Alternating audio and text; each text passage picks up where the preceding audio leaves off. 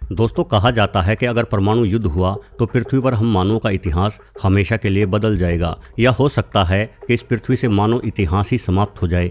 अक्सर हमारे मन में ये भी विचार आते हैं कि यदि परमाणु युद्ध हुआ तो केवल बड़े शहरों पर ही परमाणु बम गिराए जाएंगे, जैसे भारत के दिल्ली और मुंबई जैसे शहर। अतीत में भी अमेरिका ने जापान के बड़े शहरों को ही हमलों के लिए चुना था, क्योंकि इन बड़े शहरों पर हमला कर दुश्मन देश हमारा अधिक नुकसान कर सकते हैं। यानी ऐसे में आप सोच सकते हैं कि यदि आप हिमाचल या उत्तर प्रदेश के या अन्य किसी भी राज्य के दूर दराज के किसी गांव में रहते हैं तो आपको परमाणु हमलों से कोई खतरा नहीं होना चाहिए। परंतु मैं आपको बता दूं कि आपका ऐसा सोचना पूरी तरह से गलत है। परमाणु युद्ध के समय और परमाणु युद्ध के बाद भी इतनी भयंकर तबाही होगी जिसकी कल्पना कर पाना ही मुश्किल है। ऐसे बड़े शहर जिन पर हमला होगा, उन शहरों के निवासी तुरंत एक झटके में मारे जाएंगे, बल्कि उन्हें पता ही नहीं चलेगा कि कब उनके प्राण पखेरु उड़ गए।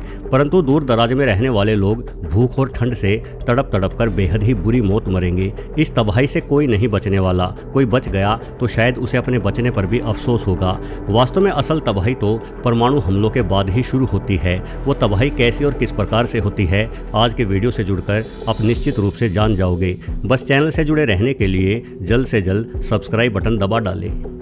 दोस्तों, अमेरिका ने जापान पर जो परमाणु बम गिराए थे, वो परमाणु बम असल में एक परमाणु खिलौनों के ही समान थे। आज के आधुनिक परमाणु हथियार उनसे हजारों गुना अधिक शक्तिशाली हैं। आपने कई फिल्मों या आभासी वीडियोज में देखा होगा कि जब परमाणु बम विस्फोट होता है तो सूर्य से भी गर्म गैस और आग का गुब्बारा जन्म लेता है। इस आग के गुब्बारे के कारण करीब 5 किलोमीटर तक के इलाके में मौजूद सभी वस्तुएं जलकर भस्म हो जाती हैं। यह आग और गैस का गुब्बारा तेजी से फैलता है और एक तीव्र शॉक वेव छोड़ता है, जिस कारण 25 से 50 किलोमीटर दूर मौजूद इमारतें भी टूटकर बिखर जाती है। यानी एक बड़े इलाके की बहुत सारी वस्तुएं एक साथ टूटती है और भयंकर गर्मी के कारण आग पकड़ लेती है। दिखने में यह मंजर आग के तूफान जैसा ही लगता है। इस परमाणु विस्फोट के बाद मशरूम के आकार का बादल हवा में तेजी से उठता है। इस बादल में जलते पेड़, जलती इमारतें एवं जलते जीव जंतु सम्मिलित होते हैं। इस मशरूम के बादल से आसपास की हवा बेहद तेजी से गर्म होती है और गर्म होती है हवा ऊपर की ओर उठ जाती है। नतीजन दबाव के कारण ताजी ऑक्सीजन इस इलाके की ओर खींचने लगती है। ताजी ऑक्सीजन मिलने से आग और भी तेजी से फैलती है, जिस वजह से धुएं का ये बादल आग की लपटों से निकली कालिख लिए असीम गति से पृथ्वी के वायुमंडल की परतों को चीरता हुआ स्ट्रेटोस्फीयर यानी समताप मंडल तक पहुंच जाता है। वायुमंडल की परत पृथ्वी से करीब 50 किलोमीटर की ऊंचाई पर स्थित है। सामान्य परिस्थितियों में आग लगाने पर निकला धुआं वायुमंडल की पहली परत यानी ट्रोपोस्फीयर, जिसे हिंदी में क्षोभ मंडल कहते हैं, को भी पार नहीं कर पाता।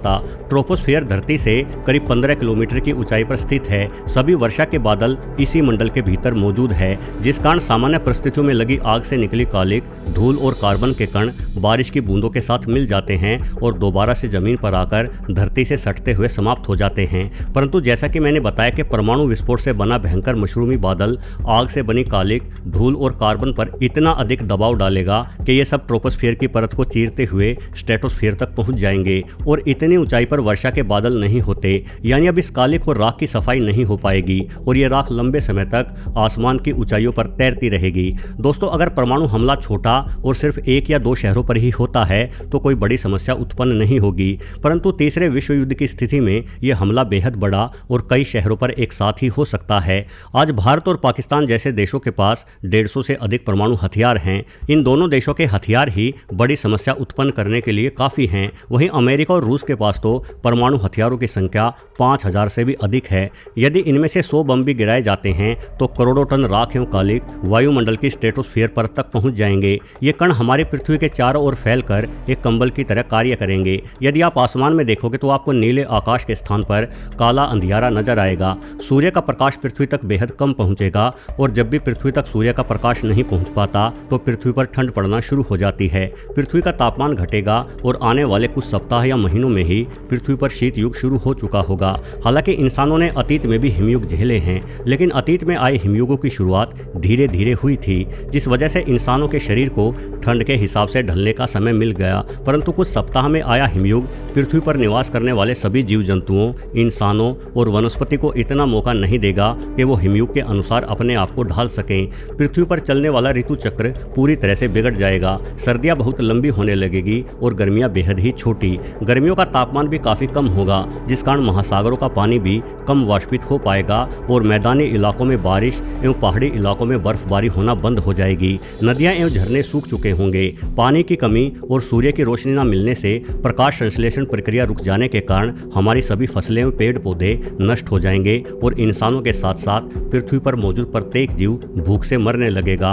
पृथ्वी पर आज सबसे ज्यादा इंसानी जनसंख्या मध्य अक्षांश रेखा पर निवास कर रही है। भूमि की ये वो रेखा है जहां रहने के हिसाब से न सिर्फ आदर्श तापमान है, बल्कि भोजन के लिए अधिकतर फसलें भी इसी क्षेत्र में उगती है और इन्हीं फसलों से पूरे विश्व की भूख मिटाई जाती है। परंतु परमाणु हिमयुग के समय इस रेखा के आसपास के क्षेत्र का तापमान 0 से भी नीचे चला जाएगा, जिससे यहाँ उगने वाली फसलें समाप्त हो जाएंगी और पूरे विश्व के सामने भूखमरी की स्थिति पैदा हो जाएगी। ऐसी स्थिति में भोजन की कमी के कारण पूरे विश्व में गृह युद्ध के हालात पैदा हो जाएंगे। दंगे होंगे, लूटपाट होगी, लाखों लोग दंगों में एवं करोड़ों लोग भूख के चलते मारे जाएंगे और पूरे विश्व की अर्थव्यवस्था बिगड़ जाएगी। हालांकि ऐसे हालात हमेशा के लिए नहीं रहेंगे, क्योंकि पृथ्वी के गुरुत्वाकर्षण बल के कारण आसमान में फैला राख का भंडार वापस पृथ्वी पर गिरता रहेगा। वैज्ञानिकों के अनुमान के मुताबिक अगले करीब 10 वर्षों में ये राख काफी हद तक वापस पृथ्वी पर आ चुकी होगी और हमें सूर्य का प्रकाश फिर से मिलना शुरू हो जाएगा। लेकिन कल्पना कीजिए कि हम लगातार 10 वर्षों तक भूखे कैसे रहेंगे।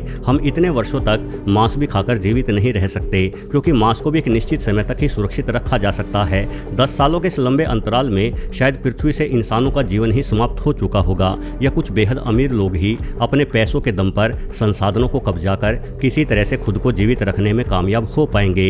इसलिए दोस्तों, हमें यही उम्मीद करनी चाहिए कि तीसरा विश्व युद्ध कभी ना हो। लेकिन ऐसे कई कारण हैं जो समूचे विश्व को एक और विश्व युद्ध की ओर धकेल सकते हैं, जैसे कि भारत और पाकिस्तान के बीच का विवाद या फिर रूस और नाटो देशों का विवाद। यदि भारत और पाकिस्तान की ही बात की जाए तो आज पाकिस्तान और हमारे भारत के पास कुल मिलाकर 334 परमाणु हथियार हैं। इनमें से सिर्फ 1 दर्जन परमाणु हथियारों के प्रयोग से ही भारत और पाकिस्तान दोनों ही देशों में 10 से 15 करोड़ इंसान तुरंत मारे जाएंगे और इन दोनों ही देशों में जलवायु परिवर्तन भी बड़े पैमाने पर आएगा। हालांकि इससे पूरे विश्व में हिमयुग तो शुरू नहीं होगा, लेकिन भारत एवं पाकिस्तान और आसपास के कई पड़ोसी देशों में हालात बेहद खराब हो सकते हैं। यहाँ सर्दियाँ लंबी होना शुरू हो जाएगी, जिस वजह से आने वाले कुछ वर्षों में ही करीब 50 करोड़ इंसान भूखमरी का शिकार होकर या मौसम की मार के कारण दम तोड़ चुके होंगे। वहीं दूसरी ओर यदि रूस और नाटो देशों का टकराव होता है तो स्थिति बेहद ही भयानक हो सकती है। रूस और नाटो देशों के पास कुल मिलाकर 6,500 से भी अधिक परमाणु हथियार हैं।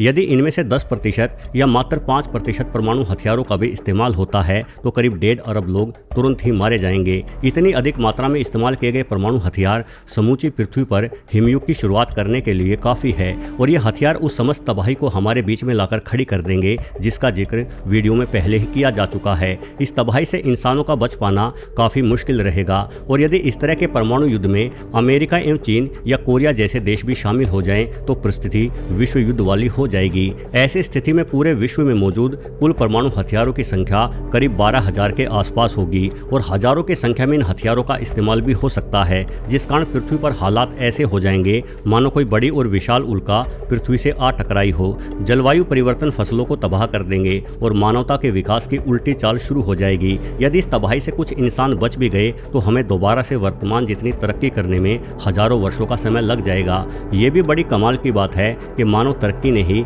ऐसे विनाशकारी साधन बना लिए हैं जो हमारी तरक्की को ही समाप्त कर सकते हैं। इस तरह से देखा जाए तो मानव खुद से दुश्मनी मोल ले रहा है। मानव की इस अनोखी बुद्धिमानी के बारे में अपनी राय कमेंट करके अन्य लोगों के साथ भी साझा करें। वहीं ये वीडियो आपको जानकारी से भरपूर लगा हो तो वीडियो को लाइक करते हुए सब्सक्राइब बटन दबाकर चैनल से जुड़े रहें। वीडियो देखने के लिए आपका बहुत बहुत धन्यवाद।